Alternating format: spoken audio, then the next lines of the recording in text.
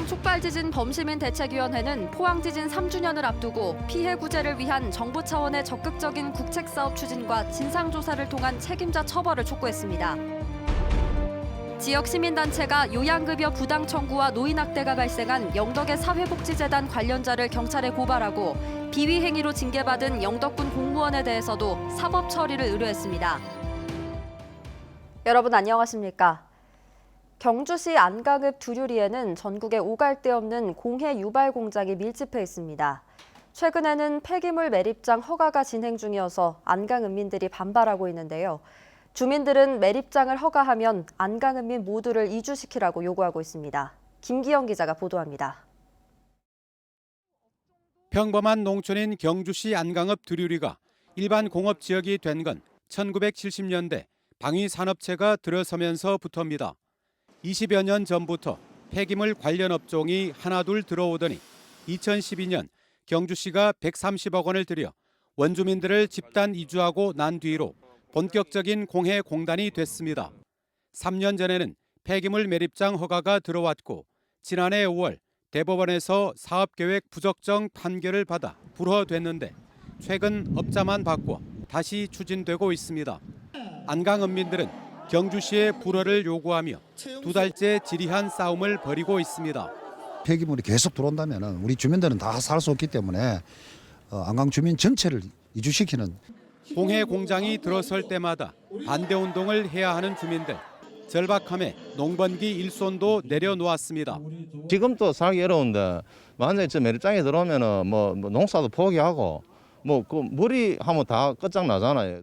가까운 산대리 주민들은 악취 고통이 이만저만 아니라고 목소리를 높입니다.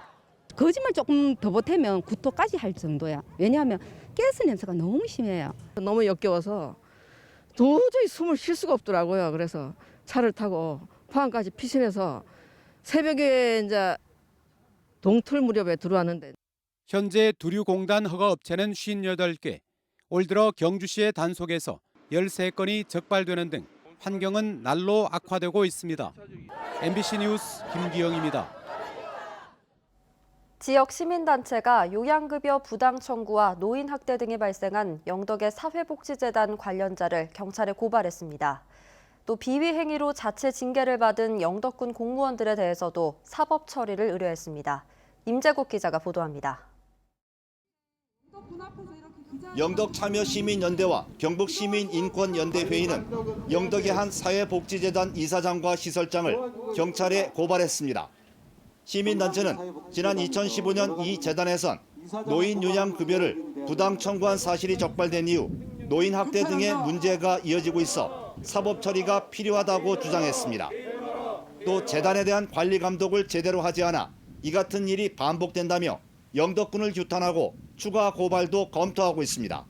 사건이 터졌을 때 즉시 시설장을 바꾸고 이사진 책임자들의 책임을 물어서 퇴출시키거나 해임을 시키고 하는 적극적인 노력을 해야 하고 그게 당연한 의무인데 법상에도 이런 것들을 이제 단 한 번도 하지 않았다라는 거죠. 영덕군은 노인 학대와 관련해 강력한 행정처분을 추진하는 등 사회복지재단에 대한 관리 감독을 강화하고 있다고 해명했습니다. 시설에 대한 저희들의 그 자체 감사도 실시를 했고 여기에 따라서 차근차근 지금 현재 그 잘못된 부분들은 지금 현재 그 처분을 해나가고 있는 상황입니다. 이와 함께 시민연대는 지난 2018년 영덕군 농업기술센터 공무원들의 비리와 관련한 정보 공개 청구 행정소송 결과를 발표하고 관련 공무원들을 경찰에 고발하기로 했습니다. 세금을 공무원들이 공무 활동을 위해서 써야 됨에도 불구하고 목적 외로 예산을 집행하고 그걸 회식비나 선물비로 사용을 했다는 것은 국민들을 기망하는 행위입니다. 이에 대해서 영덕군은 지난 2018년 비리 사건과 관련해 공무원 9명에 대해 정직과 감봉 등 징계가 끝났고 내부 규정상 사법기관 고발 의무는 없다고 밝혔습니다. MBC 뉴스 임재욱입니다. 오늘 오후 7시 반쯤 경주시 외동읍 모하 일반산업단지 내 철 구조물 제조 공장에서 불이 나 소방당국이 장비 23대와 인력 75명을 동원해 진화 작업을 벌이고 있습니다. 다행히 이 불로 인한 인명피해는 발생하지 않았고 기계 설비 등 공장 건물 2동이 불에 탔습니다.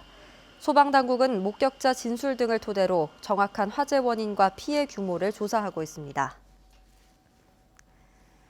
포항 촉발지진 범시민 대책위원회는 포항지진 3주년을 앞두고 성명을 통해 지역경제 활성화를 위한 국책사업이 너무나 미진해 크게 유감으로 생각한다고 밝혔습니다.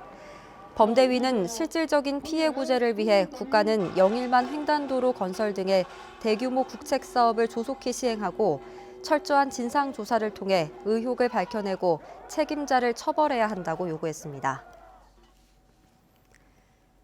포항지진 피해 조사를 맡을 현장사무소가 오늘 포항시 중흥로 포항빌딩에서 문을 열고 운영을 시작했습니다. 현장사무소에는 손해사정 인력이 최대 100명까지 상주해 지진 피해 구제 신청에 따른 피해 조사 업무를 수행합니다.